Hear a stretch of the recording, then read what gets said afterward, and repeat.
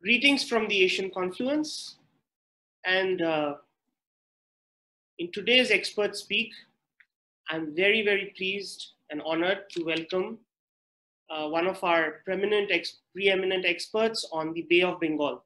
And we are going to talk about the Bay of Bengal, a sea of hope and destiny.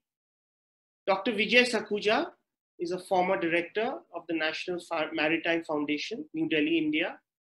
He's also visiting senior fellow at the Cambodia Institute for Cooperation and Peace. Dr. Sakhuja has been on the faculty of a number of think tanks and universities in India and abroad. A former Indian Navy officer. He specializes in the Indo-Pacific affairs, Bay of Bengal issues, naval development, maritime security, climate change, Arctic issues, blue economy, and the fourth industrial revolution technologies. He's published over 40 books, edited volumes and monographs, and one of his books on the Bay of Bengal, which he published last year, was one called The Sea of Collective Destiny. Dr. Sakhuja, welcome to this edition of Expert Speak. I'm so happy to have you here. And as we were discussing prior to just starting this session, we as an organization which is headquartered in the northeastern region of India often miss out the perspective of how this region is linked through our rivers, through the mountains and the oceans, how it is all linked together. Historically, it was linked. And as we say, as I love to quote, that history is our greatest teacher and geography is king. And as we talk about the developmental narratives, it's important, I think, to underline that the eminence of the history of the region, which was a connected region to the Bay of Bengal, and the geography, which is a mountain to sea geography linked by the many rivers and oceans, and it's a water-linked region. So I would like to start off by asking you and to lay out the geographical and historical context of the region. Thank you. It's a pleasure to be the audience at the Asian Conference. The subject is very attractive, and I've invested enormous time trying to understand and research on it. My conclusion as of now, which I'm sharing with you to begin with, is that when you look at the region from the sea, the perspective changes. It's a different story altogether. And that's what prompted me to look at Bay of Bengal in the context of Northeast of India, particularly in this context, because Northeast India geographically is landlocked. How do you connect landlocked to the sea? And we have international conventions where landlocked states are empowered to engage in maritime commerce. We have a good example of Mongolia telling us that they can also own a flag registry. Ships are registered with. So in that context, I would put it this way, that Northeast is landlocked, but it is not landlocked, it is maritime connected. And in that context, it is not new that we're looking at geography and history are absolute good examples for us to really look at. If you look at the Bay of Bengal, we generally use a large body of water to suggest that this is the Bay of Bengal. In fact, it is two large bodies.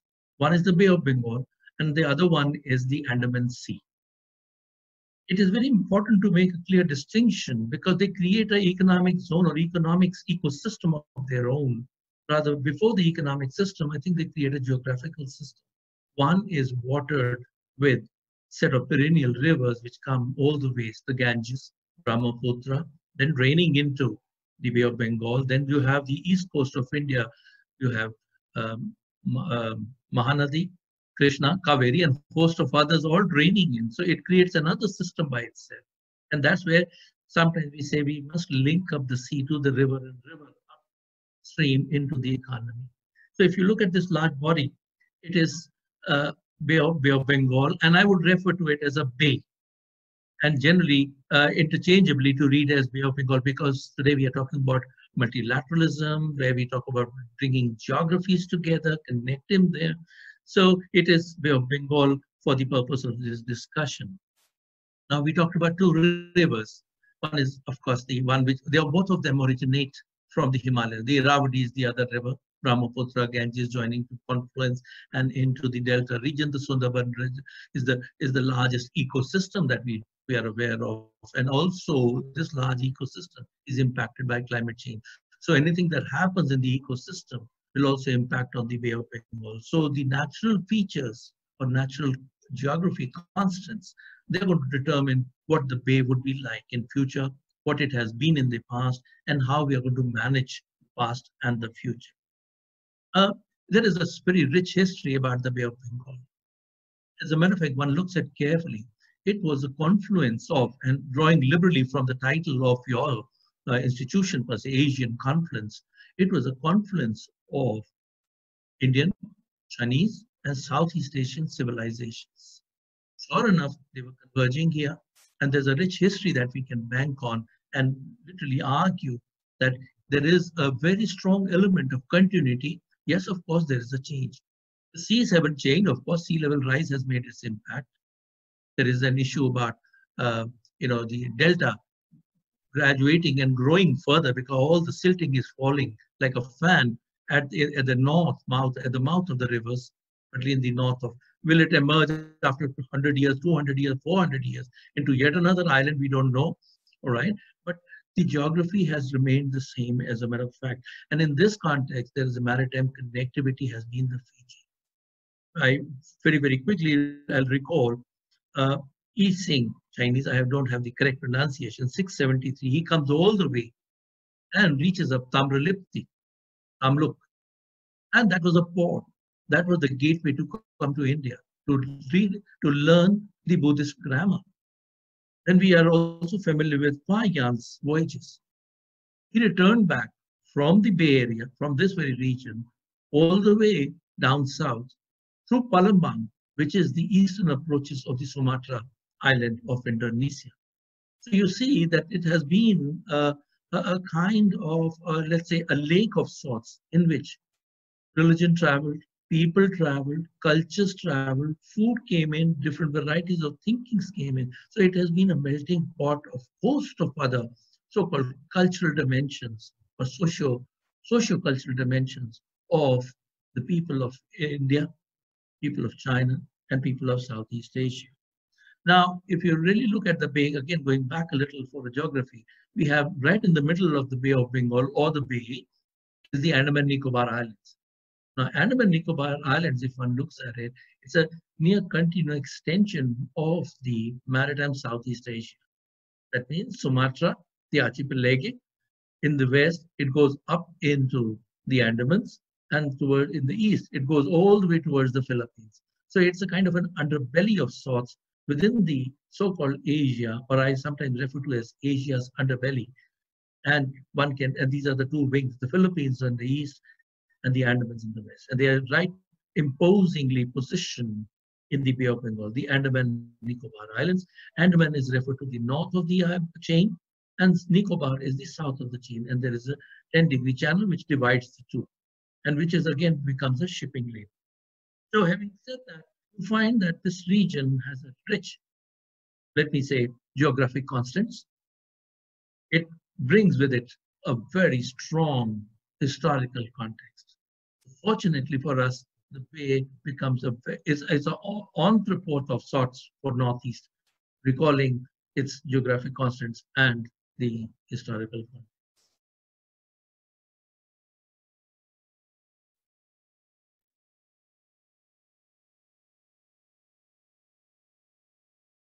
They continue. You're mute. Yeah, thank you so much. Thank you so much for that laying out that such an important perspective. I think we often miss this. I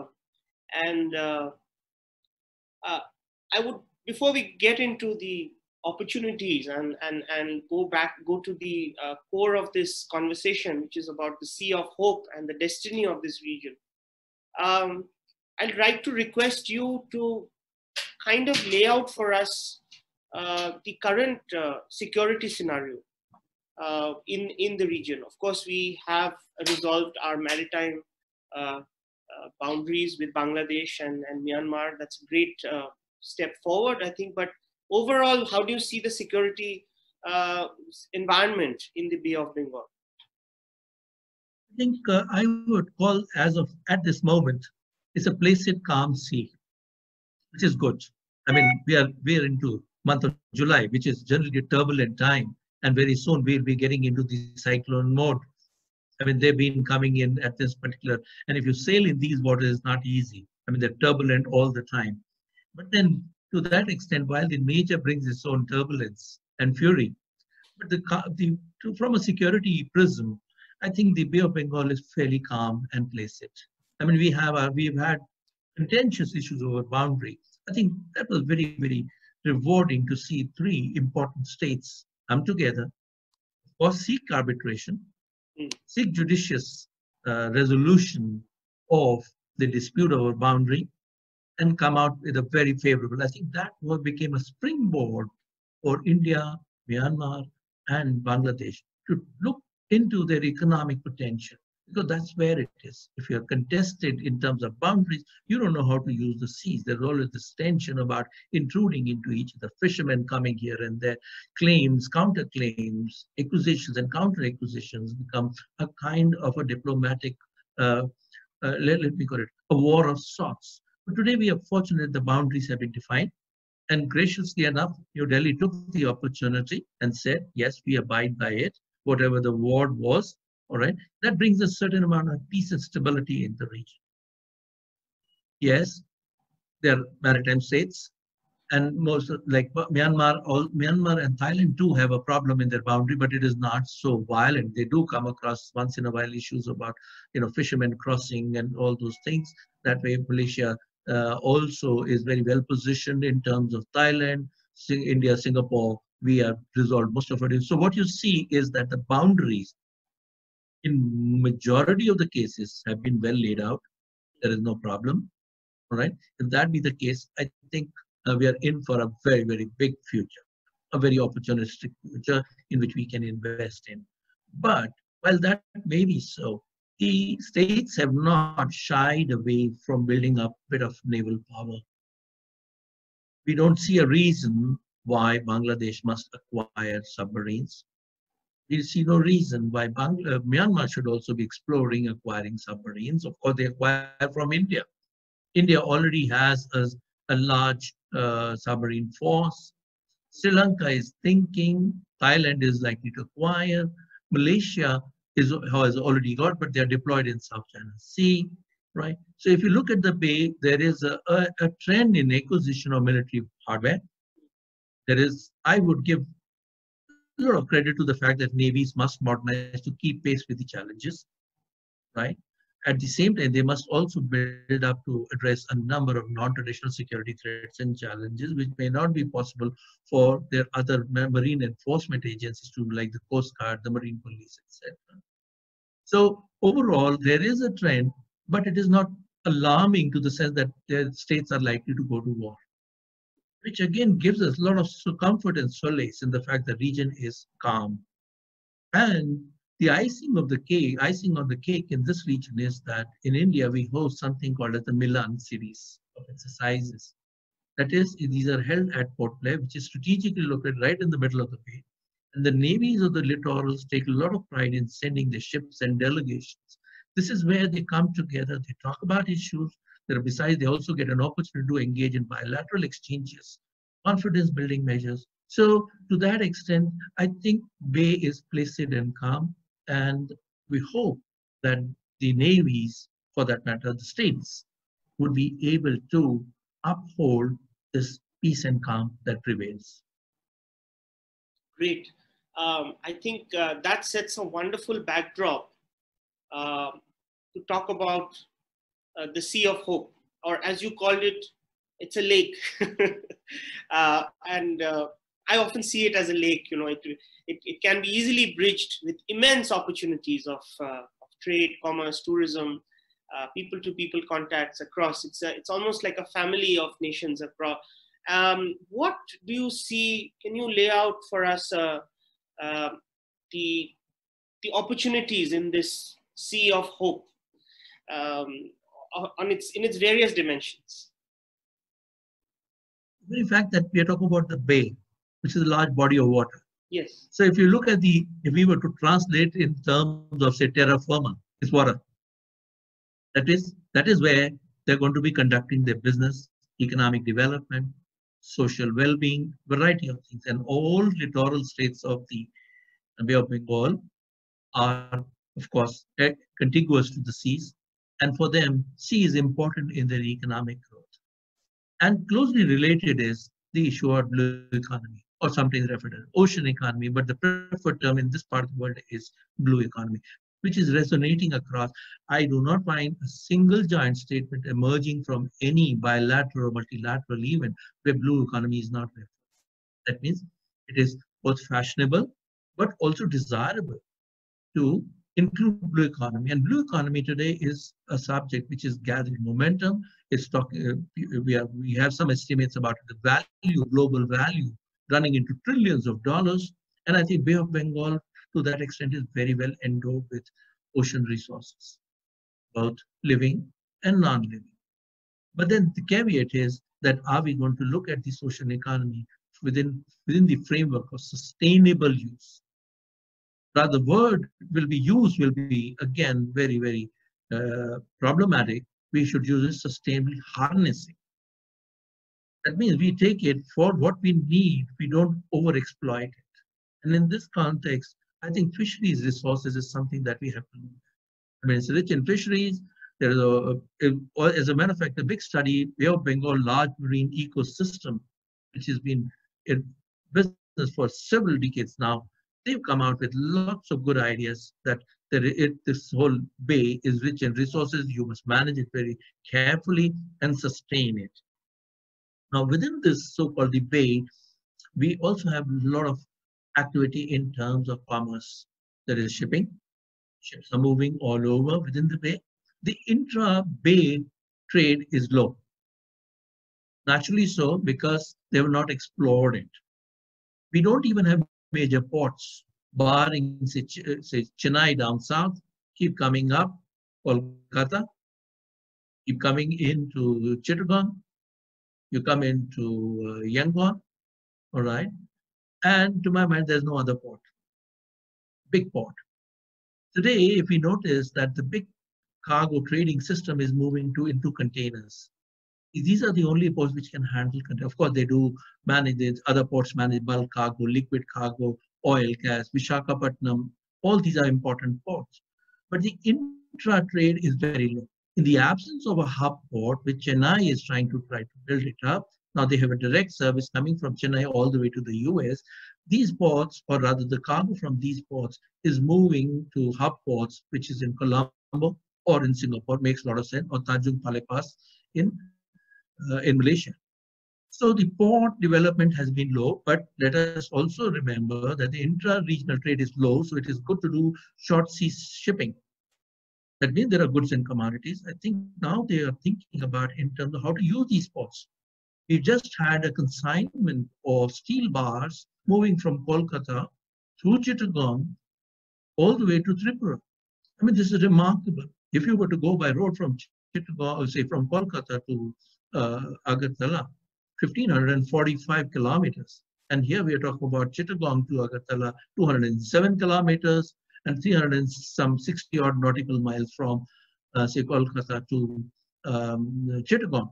That is literally 1/3 in terms of physical distance. But we must also understand that you're going to go multimodal. From the ship, you'll discharge your cargo, you'll put it on lorries, they will take their time up. But still, it is, when you're talking about volumes, this is the safest and the cheapest mode of transport. Similarly, in the bay, if you go a little south, we are now trying to connect the Andaman, a part of the Andaman Nicobar, with Aceh in Indonesia. This should generate another short sea shipping. So it's again, the states will have to be creatively looking at how we can. As a matter of fact, India and Thailand are also thinking about using their 2 ports in the bay for developing short shipping. And if you crisscross these short shipping lanes, you would find a very intense and impressive network. But this will be of low value because ports are not yet designed to take on large vessels. So we must be ambitious to build these vessels, but at the same time, we must also look at how we can do this short sea shipping. Now, the other issue is about, we tend to forget about marine leisure industry. We have 3 or 4 months of difficult weather, or because that includes the southwest monsoons. We also have the northeast monsoons, but generally the bay remains calm for about 7 to 8 months. We have not been able to put to use any form of marine leisure industry in the form of cruise tourism. That is something which has been weak. Although I do notice some cruise liners do make a port call in Chennai or for that matter Chittagong, but not beyond that. There is a wonderful opportunity to link Port Blair with Langkawi, Phuket in Thailand, and you find a kind of tourism triangle which works. So we see an opportunity. It's again how creative the states are and how they want to use this. So tourism is something that we must. Another important issue that we forgot. This area is rich in, as I recall, the so-called the ancient connections. We have not spoken anything or done anything in terms of marine archaeology.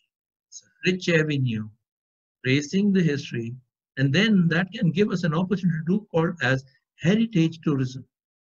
That means we come into ports where they were and keep coming. Say, 3 ports, Tapuka, Tobang, Tolang, Kedah, in the Bay of Bengal. They were the connecting ports to come to the say Gulf of Thailand, and then go all the way to Okio to China. But then there is a rich history within this, the Chola Empire by itself. So there is, we have not invested, nor has it figured in the ASEAN scheme of things as yet. But we hope, yes, it should find some place over there. So there is, let me put this, an opportunity for us to explore. The more we dive deep into the Bay of Bengal, we'll see more and more opportunities how we can work together with the littoral states. And these are all non-contentious issues. So a wonderful opportunity. Yeah, I think you spoke of connectivity, coastal and inland waterways, as we have a direct benefit to the Northeast. Just recently that started. There's a huge opportunity in tourism, in heritage tourism. I mean, there are so many fisheries, as you said, and so many more. Yet, Dr. Sakhuja, I think we see the region as not being as integrated as it can be, or I'm sure we're going in that direction. Probably in colonial times, it was a little more integrated, and of course, pre-colonial times, even more than that. I saw some maps where you could buy a railway ticket of a railway counter in Kolkata and then take a steamer to Colombo. So things like that did exist. And I think time is turning around. Where do you see the major challenges towards this cooperation across the Bay of Bengal? I mean, they can be human-induced, they can be human-made, or they could be nature-induced, or even other challenges. If you can tell us, what are the challenges that exists in your view? I think let me begin by nature. Nature is all dominant. I mean, that will drive us. I mean, we are into discourse on climate change and the right sea level rise, and these are very much intimately connected to the Bay of Bengal's future. Now, I mentioned about cyclones, storms. These are a regular feature. What I find is I have some very interesting data. Over the past 2 centuries, 20 out of 23 cyclones have occurred in Bay of Bengal. That's scary. Of the 35 deadliest storms, 24 were in Bay of Bengal. Now with the climate change, which is happening, global warming, I think there is a lot to fear about. the intensity and frequency of these storms in recent times is increasing. That is going to bring upon, we cannot, it is not just that the global warming is localized to Bay of Bengal, it is happening all over. Changes happening in the Arctic affect changes in Siberia. Cold winds or chilled winds do not flow towards the glaciers in Himalayas. We are on the lee side, our glaciers are melting. Glaciers are melting and the rivers are going to be flooding. They'll all reach up here. So we are in an interconnected geography. And climate to that extent will be problematic in this. So climate change is one problem, and this is where we come in. I think so far the Bay of Bengal littorals have done a great job. We've been having, as I shared with you the statistics. They've done a good job in the sense that they have established a very complex information sharing mechanism. Cyclones are happening, they're sharing live images, and should they be striking at one country, there is always this help which is ready at hand. I think they've developed what they call as humanitarian disaster relief complex. Like we talk about, security complex, Barry Bouzon and others. I think it is time to talk about a HADR-SAR complex. And enough capacity exists with India, which has taken the lead, and it has been sharing this capacity and putting to use this capacity. We've had instances of Bangladesh. We've already had instances in terms of Nergis. I think they were able to mobilize. To that extent, I think the regional states have come together. In this so-called HADR-SAR complex, they have done a great job. Now, this is nature and you can do nothing about it, although the global effort is to look at climate change and global warming. But then we do our bit in terms of the Bay of Bengal, how do we manage? My second one is about human-induced. Now, human-induced, I think these are, these challenges have been there for decades now. Terrorism, of course, recent. Piracy is age-old. The region is also on the shores is the so-called drug complex, the Golden Triangle. So drugs have moved. There are instances, not just finished goods, finished drug. There are also the so-called other materials that are used for producing this. There are issues of insurgency. So these have, now we must also add another to that list is about wildlife trade, which has been the root cause of pandemic. So there are a number of, these are all issues which are, as a matter of fact, confronting the region. Each one comes as its own peculiarities. As a matter of fact, we must also feel very happy that piracy in the Bay of Bengal has been low, but it was localized to ports, particularly in Bangladesh. In the last 2 years, I think Bangladesh done a great job, and their piracy rates have come drastically down. So this is a good story that we receive over there.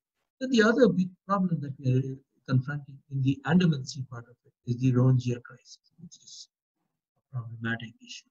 We had every day there is some sort of report coming in, and after all, 100,000 people who have moved out from Myanmar to Bangladesh and are looking for places, shelters in Malaysia, Thailand, all the way, more recently, all the way into Indonesia. I think this is one issue. This is human-induced problem. But then the states, littoral states, I think the whole Rohingya crisis is more limited to Southeast Asia, the ASEAN, where they're conducting their parleys on this issue, how to manage it. I think the Bay of Bengal per se, otherwise is bereft of, not bereft, rather I should say, has not had this problem. We've had one or two instances where Rohingyas were detected in the Andaman, but then the Coast Guard, which was always been at a very high 24/7 readiness, they were able to manage intercepts and deport them back. The other is about looking at, as I mentioned, in terms of global warming. We must, at the Bay of Bengal, amongst the littoral, must watch how would these rivers unfold when we see this melting, the Arctic melting, the Siberian greenhouse gases, the Himalayas, the glaciers, the waters coming down. All this is going to be impacting us. Similar little impact in Irrawaddy after they have their sources in Tibet. These are two issues where we must be really working very, very hard, trying to understand what we can do. And rivers are going to be rivers of joy, could be rivers of trouble. And when we talk about these rivers of trouble, I'm also rather concerned about, besides bringing in floods, silting, a whole lot of issues that come in, they're now becoming the source, they're the tap of land-based pollution. Land-based pollution, particularly in the context of plastics. And I sometimes say, I warn my good friend Bengalis, don't eat fish, there is plastic in it. But all said and done, Bay of Bengal has a gyre. Gyre is a whirlpool in which the floating plastic comes together and forms a kind of a circle of sorts. There are 5 major gyres across the globe in the Pacific, Atlantic, the Indian Ocean. There is also this gyre in the Bay of Bengal. Part of the gyre comes, part of this plastic also comes from the Arabian Sea because of the currents. And not to forget, we get our rivers discharging unsympathetically huge amount of plastic which is coming in. We have now had instances, particularly in the Tamil Nadu coast, a number of whales washing ashore. And when they did their necroscopy, that is when they cut open to do the so-called autopsy, they found huge amount of plastic. We get to see a large number of turtles, which are now familiar on the web. You see turtles wrapped up in fishing nets. So this is one major issue that we have to look at. This is going to affect the livelihood of the coastal community. So this is all interconnected, if you see. And then with that, because of this pollution, we also have a problem of oxygen depletion in the oceans. We're already confronting this in the Bay of Bengal. We already have rich studies coming from the Arabian Sea, particularly in the Gulf of Oman. Now we are seeing in the Arabian Sea, and the oxygen minimum zones are going to affect. The oceans are going to get acidic, acerbic, etc., etc. They're going to affect the entire health of the ocean, the ecosystem. So this will be something that we have to look at. I would have done great in terms of on the surface of the Bay of Bengal. I think we have not gone underwater. We don't know about the underwater, what's actually happening. And that is where I think Bay of Bengal communities, besides doing things like archaeology, I think it's time to invest in what's happening in the marine ecology, environment, a whole lot of issues that are, with the, as well, they're not unique to Bay of Bengal. They're unique, they're all over. But then for us, how they will cascade into problems for us. Yeah, thank you. I think post-COVID, whenever we come out of this COVID era, I think it's kind of brought to the fore that we really need to care for our environment. Many of the rivers have rejuvenated themselves in the last few months, even because of less interventions by human. And it's also so pertinent that you say, because what I throw a piece of plastic into the Brahmaputra in a city in Guwahati could reach the Bay of Bengal and form part of one of these gyres. So we are so connected, and the challenge is so enormous. And I think COVID has only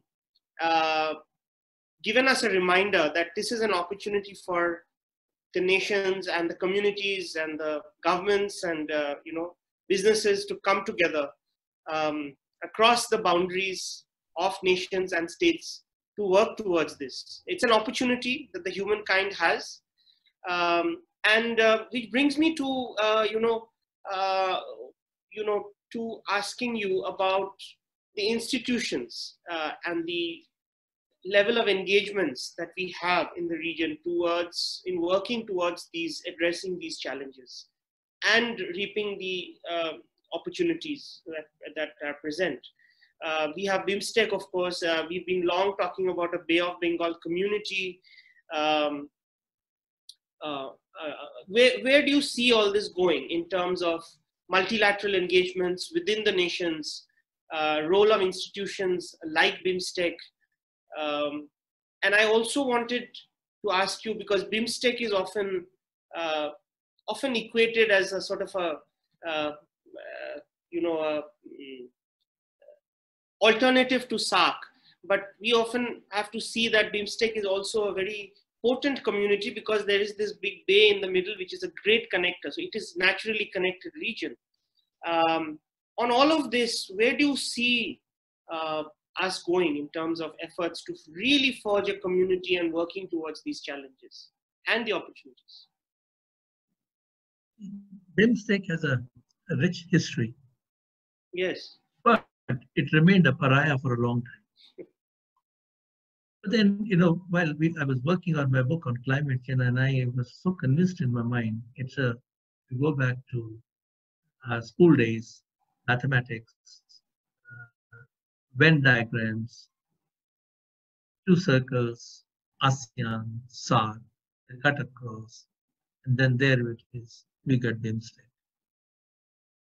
Probably that was the reason why there was a kind of realization that amongst the littorals of Bay of Bengal, of the Southeast Asian, or the ASEAN for that matter, they were gravitating towards Jakarta. The littorals of SARC in the Bay of Bengal were moving towards west, wherever the destination, Kathmandu, New Delhi, Islamabad, wherever. And there were forces which were pulling them apart. But then today, when we find that there is a wave of trying to forgetting geographies in those many terms, rigid, silos that we had created for ourselves, I think it has emerged. BIMSTEC has emerged, but then also we must also take a lot of flack for the fact that we didn't invest much in BIMSTEC. It's only recently that it has found favor in New Delhi, and thereafter we are investing a lot of political, diplomatic capital into rejuvenating. And it is rather not rejuvenating, like reinvigorating it. So today, BIMSTEC is an opportunity. And BIMSTEC, I think, still remains frozen in time.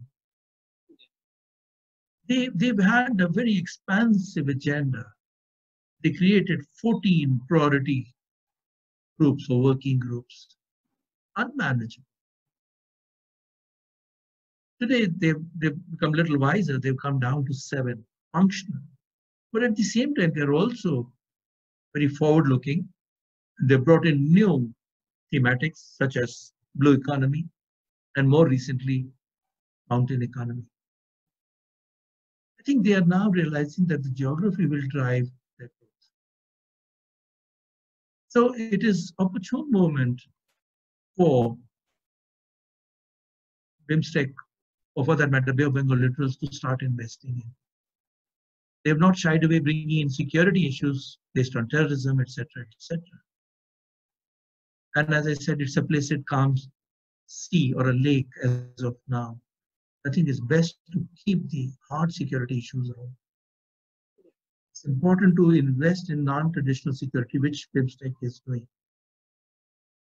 I would venture to suggest that BIMSTEC is something that we can invest in. And it'll be, if one was to look at this so-called word investment, if it was a stock exchange, I think we are looking for rich dividends. Yeah. But BIMSTEC has its own problems. It has problems in terms of funding. It has problems in terms of human resource. They come for various seminars, you have summits, a variety of these things which have become, as a matter of fact, mirror images of what ASEAN does. 373 meetings in 365 days, and similarly, if not the same number, but they're into this. We've not yet seen much of it in word or transform from shop to delivery. It has to deliver. It has to be, let's say, low-hanging fruits.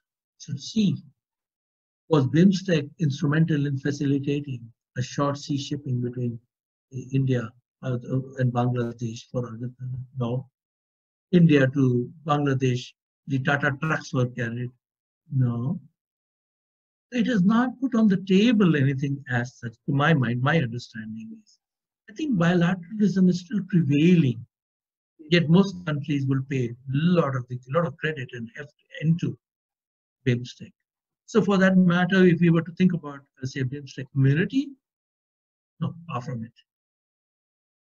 So what probably we would need is a little more investment. I think think tanks like yours can now look at thematically, low-hanging fruit, one issue, invest in it, and say this is the recommendation.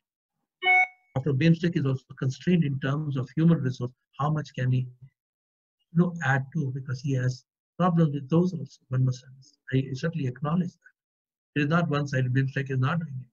It is constrained. So I think we have to look at what is low-hanging, deliverable, and implementable. The word is implementable. Rich documents come out, you feel excited about it, you write about it. 1 year later, you want to take an audit of it. I'm afraid we don't get it. Mountain economy. I think it's a wonderful opportunity. The Tarai region, the 7 hills unit that is all you, the Doi in Thailand. What about the people? How do we connect them? What is their so-called the economic patterns? What do they grow in these mountains? I think that is where it is to be shared, forums, etc., etc. Similarly, rivers. We've not had a so-called, say, Brahmaputra, Ganga, or Irrawaddy forum. Or Brahmaputra, Irrawaddy, because you begin humble, you begin small. So we need to really look at, even for that matter, Yangon Port and Kolkata Port. They've not been able to establish a kind of sister port arrangement.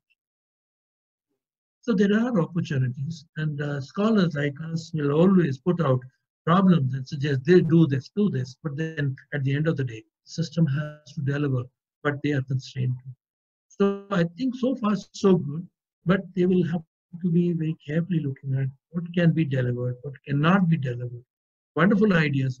As a matter of fact, there is a huge repository of ideas, but there is lack of tools. It's not even policy, tools to deliver. Policies is not a problem. It's the tools you have to finally, the implements that have to be done. Yeah, on that note, I must resonate with you that I think at Asian Confluence, we are really more focused on at least creating narratives and making interventions that where those tools could be brought out or generated or manufactured. And some of them must be bottom up. Everything that won't work top down. There is, I think, there's no doubt that there's a policy level agreement that the Bay of Bengal needs to come together as a community. But as you very rightly pointed out, the tools. And we have, initiated these series of efforts under our banner Nadi. Nadi is the rivers and the waters, signifying the commonality that connects us all. And as you so rightly pointed out, it's the rivers which link to each other, and every estuary and every ocean and the bay is just surrounded by all these rivers, and we are so linked to each other. Thank you so much, Dr. Sakhuja, for laying that out. I think this has been an extremely useful conversation and I'm sure many of our people who follow our conversations here would be extremely benefited. I think we need to take forward these conversations and we look forward to more ideas, because these conversations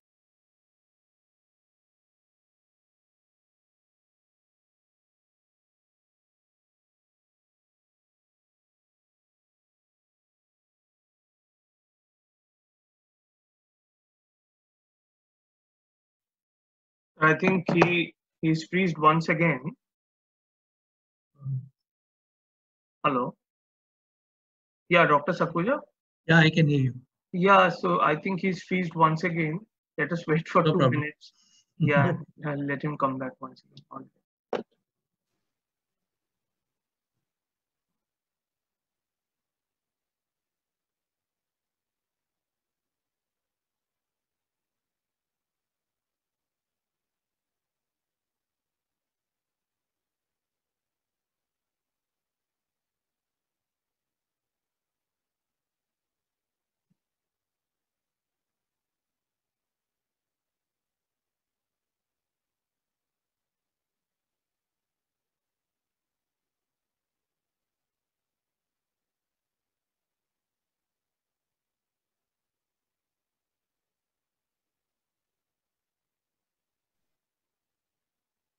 Extremely sorry about that. It's okay. Sayandeep, where did I leave off? Yeah, you were saying the Nadi project, and then how we connect up. Yes. I'll just repeat that so we can edit it out and make some last form. So you alluded to making the tools, and I just wanted to thank you so much for laying this whole scenario out for us. As you know, in Asian Confluence, we have a mega initiative called Nadi. Nadi stands for rivers. Nadi also, we use it, the pun word, as Nadi, the life force of energy. And we equate the rivers as those channels which really feed this entire region and the waters. So we are a water-linked region. We are a region linked by ideas and waters. That's what we say. And you so clearly enunciated that out. We want to take this forward as a series of conversations. And I think what you said today really enormously helps the narrative of development, especially in the post-COVID times where environment and ecology and economy have to come together to take the developmental process forward. We can't rely on the older models, and I think we have to look at things holistically. And on that note, I just wanted to again take the opportunity to thank you for coming online and telling us about your perspectives. And we want to take this forward with the ideas. As you said, we need to generate the tools bottom up that are necessary to do that. And these conversations do help to create narratives which can help generate those tools. So thank you again, Dr. Sakhuja, for coming, and looking forward to being in touch with you. Thank you very much. It's been a privilege to contribute to Asian Conference.